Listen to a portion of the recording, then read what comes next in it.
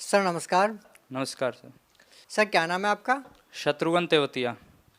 Sir कहाँ से आए हैं आप? सर फरीदाबाद हरियाणा। सर हम आपसे जानना चाहेंगे कि संत रामपाल जी महाराज से नाम दीक्षा आपने कब ली?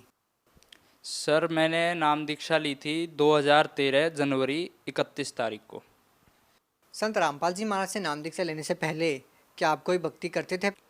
सर मैं भक्ति नहीं करता था, लेकिन मेरे परिवार वाले एक जगह भक्ति ज़रूर करते थे। वो कोई संत उन्होंने बना रखे थे, गोपालानंद उनका नाम है। उनका भी ज्ञान मैंने देखा था अच्छे से, क्या वो बताते थे क्या नहीं करते थे, क्योंकि घर वाले जैसे मम्मी पापा फॉलो कर रहे थे तो वो भी देखता था उनके मेरे को मंत्र भी पता थे। उन्होंने दिए थे, ओम नमो भगवते वासुदेवाय, ये मंत्र का था, जाप करते रहना, इससे तुम्हारा ठीक रहेगा। ऐसा नहीं है, वो संत भी वो भी ठीक थे, पर वो अपने लेवल पे ठीक थे। वो अपनी पूंजी ख़त्म कर रहे थे, हमको सुख दे रहे थे, थोड़े बहुत जैसे हो जाते हैं लाभ, बस इतना ही था। मेरा कभी ना दिल किया वो भक्ति करने का, ना अंदर से कुछ ऐसी आस्था आई कि हाँ भाई करो भक्ति। सर क्या करते हैं आप?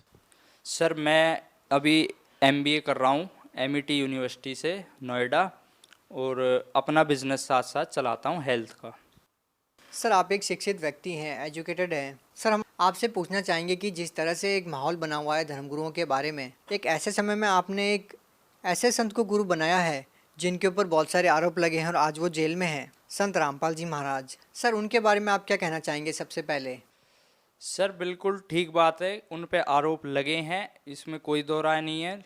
लेकिन क्योंकि हम पढ़े लिखे हैं, हम जो मीडिया में देखते हैं उसको हम सच मान लेते हैं, जबकि वो सच नहीं होता है। आज हम लोग पढ़ सकते हैं, अपनी गीता जी को उठा के देख सकते हैं भाई वो कह क्या रही हैं। मुस्लिम अपनी कुरान को उठा के देख सकते हैं कि भाई वो क्या चाहते हैं, वो कह क्या रही हैं।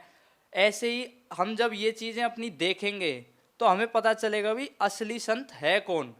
संत का मतलब ये नहीं है आपने कोई भी बाल बढ़ा लिए या फिर अपना कलर येलो ऑरेंज का पहन लिया, ये संत की पहचान नहीं है। संत की पहचान ज्ञान से होती है। अब हमारे पढ़े लिखे होने का एक यही फायदा रह गया है कि भाई हम पढ़ सकते हैं कि हाँ लिखा क्या है।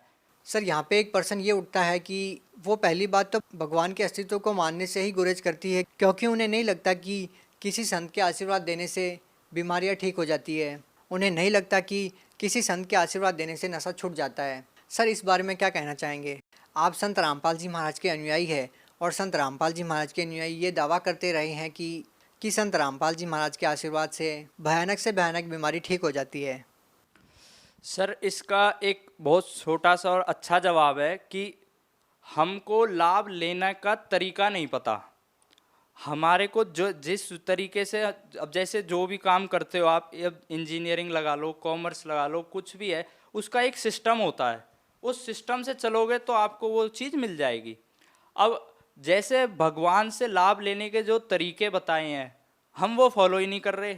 हम अपनी मनमानी पूजा करने लग जाते हैं और फिर सोचते हैं यार भगवान से लाभ नहीं हो रहा, लाभ नहीं हो रहा तो इसका मतलब भगवान नहीं होता उनके लिए। तो भाई छोड़ो, भगवान कुछ नहीं है, अपना रोजी रोटी कमाओ, खाओ पियो, घूमो, ऐश करो, बस।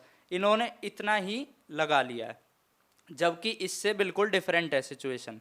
हमें पहले तो संत को परखना होगा, भाई ये कोई बता भी रहा है ज्ञान तो क्या ज्ञान बता रहा है, उसका ज्ञान चेक करो।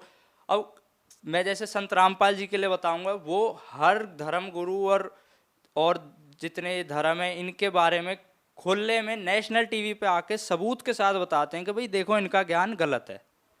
किसी और संत ने तो कोशिश ही नहीं करी। आज की डेट में आप देख लो, मीडिया में देख लोगे, न्यूज़ में कोई टिप्पणी भी नहीं करना चाहता किसी संत के ऊपर। उन्हें पता है कि तुम उल्टे मार खाओगे अगर तुम बोल दो, क्योंकि तुम्हारे पास भी झूठ है और अगला भी ऐसी बैठा है।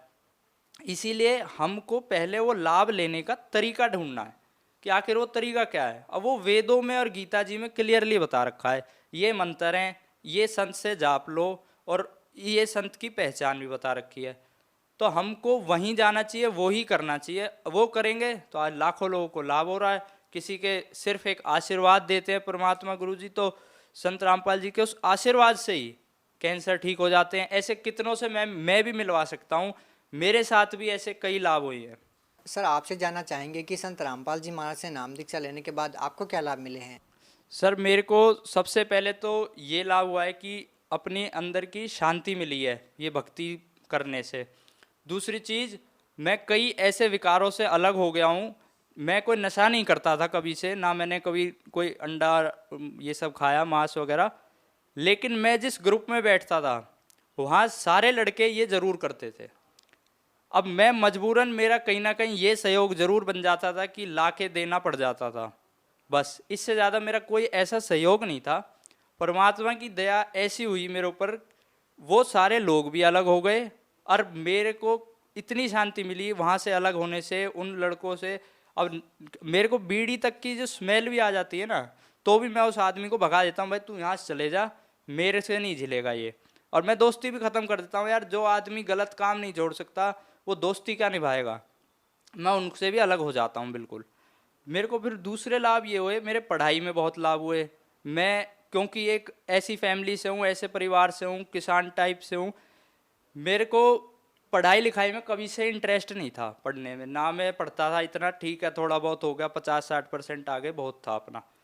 परमात्मा की दया से मेरा वो इंटरेस्ट उसमें बना। मैं आज की डेट में जहाँ मेरे 50% भी मुश्किल से आते थे, मैं 70 से 75% ईजीली ले आता हूँ। कोई भी टेंशन नहीं होती और समझ आने लग गई हैं चीज़ें। दूसरी, जब मैं एक बार अपने कॉलेज से अमृतसर जा रहा था, वहाँ पे बाइक से जा रहे थे, मेरे पे बुलेट बाइक थी, 2 बंदे हम थे और 2 दूसरी बाइक पे थे। हम अमृतसर घूमने गए थे, तो जब वहाँ से लौट रहे थे, हाईवे के ऊपर करीब करीब 100 की स्पीड थी मेरी बाइक की। इस बात का गवाह मेरे दोस्त भी है, मैं उससे भी उसका भी बता सकता हूँ। हम दोनों जब 100 की स्पीड पे चल रहे थे सामने से, तो डिवाइडर पे से एक औरत उतर के और बाइक के बिल्कुल सामने आ गई। अब वो इतनी दूरी पे थी जितनी मुश्किल से मुश्किल 5 फुट, इतनी दूरी पे ना तो उसका पता चलता वो कहाँ गई और ना हमारा पता चलता हम कहाँ गए। इस लेकिन परमात्मा की, संत रामपाल जी महाराज की इतनी दया हुई, उस लेडी में ऐसा धक्का मारा उन्होंने कि वो 3 फुट इस तरफ हो गई और मेरी बाइक उसके बिल्कुल छू के गई। यहाँ तक कि उस लेडी के बाल मेरे पीछे जो बैठा था लड़का, उसके मुंह पे भी लगे। उसके बाद वो भी मेरे से कहने लगा कि भाई आज तेरे गुरु ना होते ना तो हमारी दोनों की जान गई गई थी। और फिर मेरे परिवार में भी लाभ हुए हैं। जैसे मेरे मम्मी को हुआ एक, वो अपने घर पे अपने बरामदे में बैठी हुई थी, आगे से सामने वाले घर के आगे गाड़ी खड़ी हुई थी, सामने हमारे अड़ोसी पड़ोसी हैं जो उनका लड़का बैठा था, वो गाड़ी में गाने वाने सुन रहा था और उसने अपना वो और बिठा लिया जो सर्वेंट उनके घर पे काम करता है साइड में, उसने वो ड्राइवर सीट पे उसको बिठा लिया, खुद कंडक्टर पे बैठ गया। ठीक है, अब गाने सुनते सुनते उसने क्या किया, गाड़ी स्टार्ट थी, ताकि बैटरी ना ख़त्म हो, गाड़ी स्टार्ट कर ली उसने। ठीक, उस जो सर्वेंट ने बैठा था उसको ना तो समझ आता गाड़ी कैसे चलाते हैं, ना उसको कुछ पता। उसका पैर रेस पे लगा और गाड़ी गियर में थी, गाड़ी पूरी ये लगा लो 180 डिग्री घूम के हमारे घर में घुसी। हमारा लोहे का गेट है इतना बड़ा, वो तोड़ दिया, वो अलग जाके गिरा और सीधी मम्मी के ही ऊपर आ रही थी। इस बात को सीसीटीवी में भी रिकॉर्डेड है हमारे वहाँ और कई लोग गवाह भी हैं। और मम्मी को ऐसा किसी ने, ऐसा लगा जैसे किसी ने उठा के साइड में फेंक दिया है। वो पार्क में जाके गिरी और वो गाड़ी हमारे ड्राइंग रूम की दीवार तक को तोड़ चुकी थी, अंदर तक। ये तो एक परमात्मा ने बहुत बड़ा लाभ दिया वहाँ पे हमें। फिर मेरे पापा बाहर रहते हैं, बाहर जॉब करते हैं वो वहीं पे नाइजीरिया में। उनको, वो जिस अपार्टमेंट में रहते थे वो 3 स्टोरी अपार्टमेंट था, उसमें ऊपर वाला जो स्टोरी थी वो खाली पड़ी थी, उसमें कोई नहीं रहता था। नीचे वाले में पापा रहते थे अकेले और उनके जो 1-2 ड्राइवर वगैरह बस। वो जब नहाने के लिए अपने बाथरूम में गए थे तो वहाँ एक शावर वाला होता है छोटा सा, जिसको पकड़ के आदमी आराम से नहा लेता। उस शावर को उन्होंने पकड़ा था, तो पता नहीं कहाँ से क्या ऊपर फॉल्ट था जो वायरिंग में, उस शावर में करंट आ गया था। परमात्मा ने ऐसी दया करी कि यहाँ से पकड़ लिया था हाथ किसी ने उनका, और उनको महसूस हो रहा है कि किसी ने हाथ टाइटली पकड़ रखा है। उसके बाद निशान तक रह गया था उनके, करंट सिर्फ और सिर्फ इतने हाथ में था, इससे आगे पूरी बॉडी में कोई करंट नहीं। उसके बाद उन्होंने लकड़ी का डंडा उठाया और उस शावर को छोड़ा, और ये हाथ उनका अगले 1-2 घंटे तक काम भी नहीं किया था। ये तो उनको बहुत लाभ हुआ। ऐसे ही मेरी दादी हैं, वो उनको नाम उन्होंने भी ले रखा है, पर वो क्योंकि बहुत एज्ड हैं तो भूल जाती हैं वो कोई भी चीज़। उनका पैर टूट गया था तो उसका ऑपरेशन होना था, यहाँ आरआर हॉस्पिटल आर्मी का है दिल्ली में। उनका ब्लड प्रेशर इतना ज़्यादा था कि डॉक्टरों ने कह दी थी हम ऑपरेशन नहीं कर सकते इस टाइम, आपको अभी रुकना ही पड़ेगा हमें। और वो गोली भी दे रहे थे बीपी की कि कम हो जाए कम हो जाए, और नहीं हुआ कम। फिर हमने गुरुजी से आश्रम में प्रार्थना लगवाई कि भाई आप परमात्मा ये ऐसे ऐसे हो गया है। वहाँ से गुरुजी ने कहा कोई बात नहीं, करवा लो।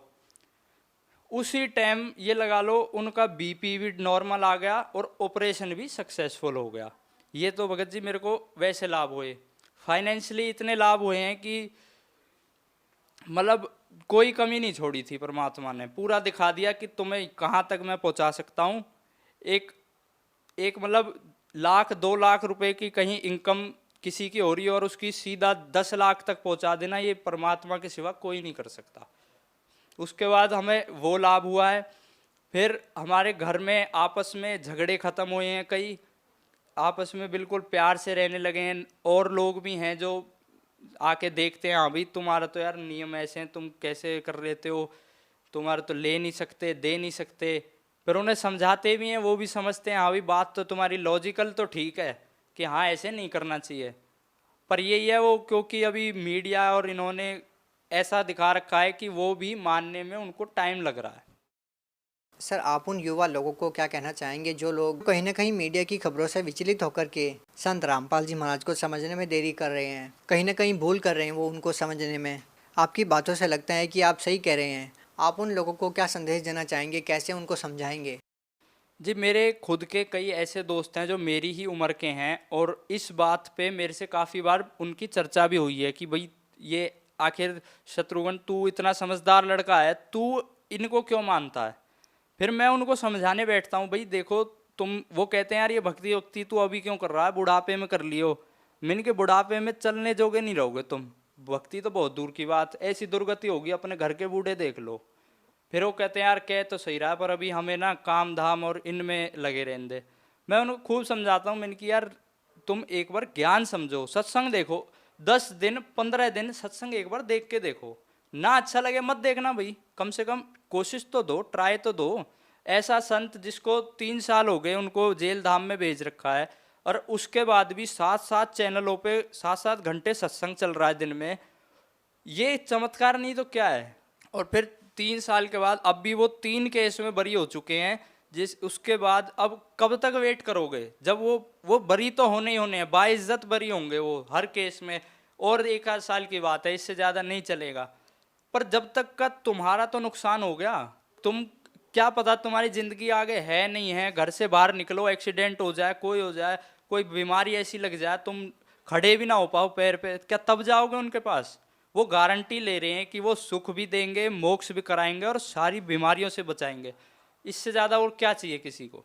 धन्यवाद आपका। सच है।